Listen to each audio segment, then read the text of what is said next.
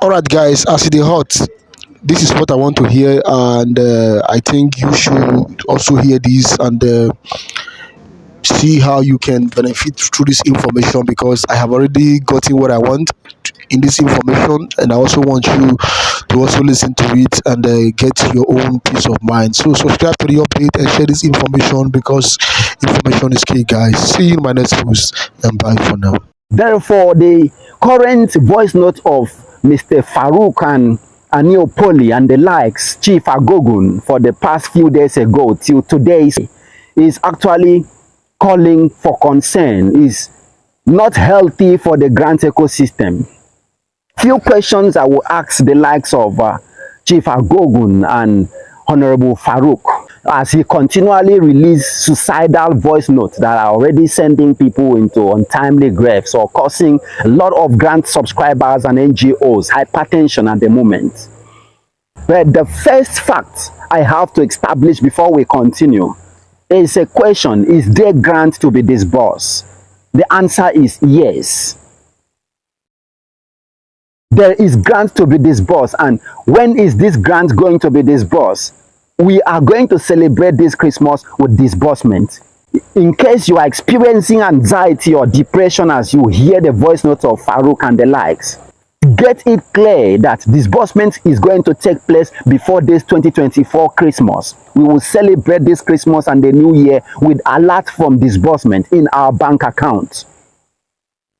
Don't disturb yourself, don't trouble yourself in those voice notes. Now let's try to prove fact on this circulating voice notes. Why is Faruk saying there is no money to be disbursed anywhere?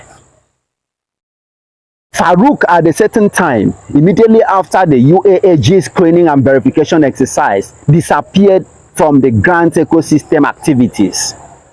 And part of the reason why he disappeared was because the sources that they were seeking the truth behind the documents on how to secure documents for this grant told them at that time that there is no document to disburse any grant. And why were they even using Faruk? Looking at him, he's not actually an influential figure physically to rely on. One particular question everyone is asking is, who is this Faruk Dengi? Honorable Faruk is from Katsina State, the same state like the immediate past president of Nigeria, President Muhammadu Buhari. And because he's from Katsina, during President Muhammadu Buhari's regime, he was privileged to have access to influential personalities in the country, in the villa in Aso Rock, as you know. And these personalities is what he's enjoying their influences, utilizing this influence to gain access to portals of power at the time. And as the last moment that Faruk finally disappeared is at the point where they seek information about the existence of documents to disburse grants alongside the company of some UAAG partners, UAAG officials, AGPGN partners or AGPGN members. That authority at that time told them they don't have any idea of a document or a grant to be disbursed. But this other set of AGPGN members proceeded to dig deeper because it can't be a coincidence that at the time, Telpacon was out to disburse this same grant. Theobarth Global Foundation was out to disburse this same grant. SEM was about to disburse this same grant. UAAG was equally out to disburse this same grant. It stands to reason that there is an existence of grants before people opt out to disburse it. These names we mentioned, we know them in the grant ecosystem. They are still alive, and those that are close to these names can attest to the fact that they have deeper information on the existence of a grant. What actually brought about the name UAAs in the grant ecosystem? The same grant in question. Therefore, other factions of the AGPGN decided to dig deeper to discover the fact. And this particular scenario playing out in the grant ecosystem is likened to exactly the scenario that played out in Numbers 13 verse 27 to 35, where Moses detailed 12 spies to go and check if Canaan or the promised land is available to be seized by them as was promised by God. And what happened? When the spies returned, 10 of them told Moses, yes, we have actually been to this promised land. Truly, the land is filled with milk and honey. Adequate fruit are everywhere. Fruits are everywhere. They presented a bunch of fruit where one man cannot carry except two heavy or strong men. But 10 out of the 12 spies told Moses, we saw the Hittites at the mountaintop, the Jebusite, the Amorite, the Canaanite, the Anak. They are very strong men. Some of the 10 spies said, we saw the Amalekites. They are men that are very huge and strong, and we look like grasshoppers in their eyes. Some of the 10 spies said the descendants from Anak are Nephilims. Nephilims were one of the most strongest humans on earth at the beginning of creation. They were actually angels that transformed themselves to humans because they fell in love with beautiful ladies on earth and had carnal knowledge with these beautiful ladies, bearing kids, the kids that later grow to become as strongest as their parents or the descendant angels. So some of the 10 spies actually told Moses that we look like grasshoppers in their eyes. As such, the cities being heavily fortified alongside with the strongest tribes existing makes it impossible for us to seize the land that God promised to us. But only 2 out of the 12 spies told Moses, let's go and take the possession of the land that God promised us. With our trust in God, we will take the land that God promised to us and our forefathers. Joshua and Caleb made this pronouncement. And this is the same report that Moses, later Joshua, acted on to be able to occupy the same land that 10 people, the majority in the spies, said it's impossible for them to occupy. Honorable Faruk can be classified among the 10 spies that transmitted the reports of negativity, of depression, of impossibility, whereas there is no impossibility with God.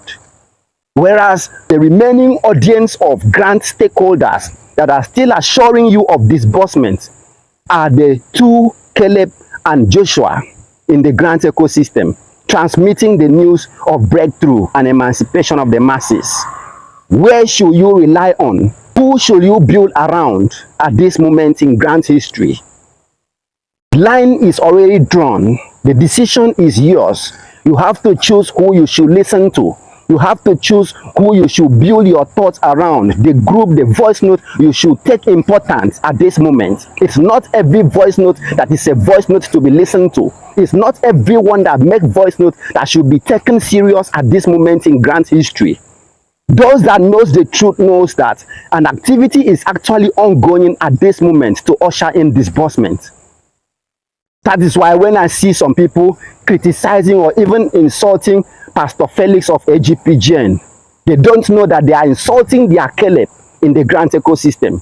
When I see some people insulting Comrade Abdul, they don't know they are insulting their Joshua in the grant ecosystem. The Pastor John, the entire AGPGN family that people are criticizing, blaspheming, or insulting at the moment, they don't know they are insulting the forerunners and the messiahs of disbursement. They are Joshua and Caleb that will see them to the promised land. If God promised Nigerians disbursement, whose authority else is there to stop it from happening? The same grants that people saw visions and revelations as Nigerians is going to be liberated with a wholesome amount of money that is coming in. Suddenly, people are tuning their attention to few tiny dots in circles, few minorities that believes there is no grants because people told them there is no grants to be disbursed. 2 questions for Faruk. Who in the governmental portals, who in authority told you strongly with documents, with backup evidence that there is no grant to be disbursed? Mention the name. Who in CBN, who in the villa actually told you, Mr. Faruk, that there is no money to be disbursed to Nigerians? You can't make baseless proofs and people start following you. You can't make baseless statements and be sending people to hospital. Few days ago, immediately after an NGO CEO watched your video with Chief Agogun in that hotel, she slumped and was rushed to the hospital. How many people out there are currently hypertensive or thinking of committing suicide because of your voice note and your video with Chief Agogun? And Chief Agogun, you should understand the position of a leader. A leader is accorded influence, an influence that is capable of influencing people around them to success, an influence that is equally capable of influencing people to untimely grave. Choose what sort of information you are sending out as a leader. If you don't have adequate facts, if you don't have adequate proof to back up your facts, don't make such a statement. As a chief in my community, chief doesn't make unguarded statements. Chiefs doesn't take sides. Chief doesn't accept bribe. Chiefs are people that understand the concept of information management.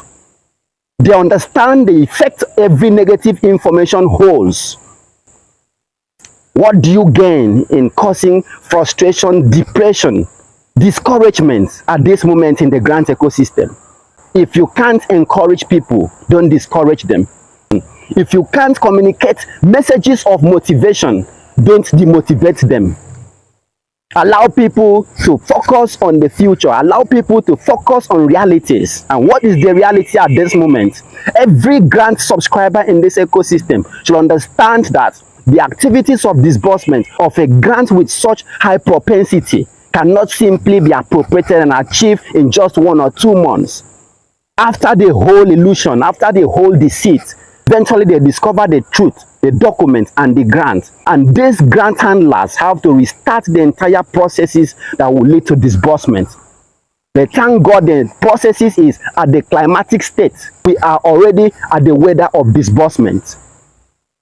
The grant subscribers, the NGO CEOs, are now seizing this moment to send a distress message to Mr. Faruk to desist from causing depression and suicidal thoughts or sending people to untimely grave henceforth. Nobody wants to hear such negative, misleading and baseless voice notes anymore. Like one of the voice notes which he said Apostle Ambassador Ken sold his cars and his land to give the money to Hajia. Can Mr. Faruk tender the proof of payment from Apostle Ken made to Hajia's account? If you believe there is no grant anywhere to be disbursed, tell us the name of the authority that told you there is no grant. Is it Hajia that told you? Bring the conversation that Hajia told you there is no grant to be disbursed. Bring the Snapchat that you communicated with an authority. You have been able to prove a Snapchat between you and Apostle Ken meeting at a certain place in Gwarimpa. Equally bring proof of chats and communications that someone in authority told you there is no grant. So the masses can equally believe you wholeheartedly and stand with you to fight people that are deceiving the masses. We can't start fighting with you. We can't start supporting you when you don't have proofs. The masses are not fools. We need proofs. Don't believe anyone that doesn't have facts or proof, that doesn't point hands to an authority that is supporting or confirming the fact he is metering out to the masses. Everyone who alleges should be able to prove with adequate weight of evidence. If you are new to our channel or haven't subscribed before, kindly subscribe. Activate the notification bell, hence when we publish our next content, you will be immediately notified. Julivia TV will be out again in few days ahead to give you update of the activities that are going to bring about disbursement. Actually, at this moment, what we should be thinking, what we should be occupying ourselves with is what are the entitlements of beneficiaries. Grant is already here. Those that are close to authorities are aware that the processes of disbursement has already been concluded. We are here commemorating the disbursement to take place before November ending or even before Christmas. Bye.